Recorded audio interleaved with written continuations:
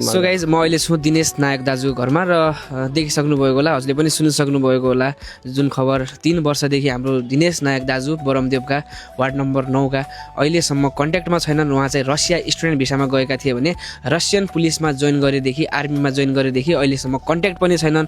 कुन अवस्थामा छन्, के छन्, कस्तो छ अवस्था अझै पनि थाहा छैन। र म चाहिँ के भन्न चाहन्छु भनेपछि हाम्रो सुशीला कार्कीज्यूलाई प्रधानमन्त्री, अहिले हाम्रो देशको जेनजी प्रधानमन्त्री, हजुरले पनि एउटा आमा एउटा बुवाको आँसु हेरेर हजुर पनि एउटा आमा सम्मानको मान्छे हो र हजुरले पनि आफ्नै छोरा सम्झेर यो कुरालाई हजुरले ध्यान दिनुपर्छ र यो कुरालाई जसरी हुन्छ अगाडि बढाउनुपर्छ। यहाँ हामीसँग आमा हुनुहुन्छ, आमालाई पनि हजुरले हेर्न सक्नुहुन्छ, आमा यसरी रोइरहेका छन्। यी आमाको आँसु हजुरको आँसु एउटै हो र हजुरले आमाको पीडा नबुझे कसले पीडा बुझ्ने? एउटा आमाको पीडा आमाले बुझ्छ। र हाम्रो यहाँ हुनुहुन्छ दिनेश नायक दाइको बुवा र यता हुनुहुन्छ दिनेश नायक दाजुको मम्मी।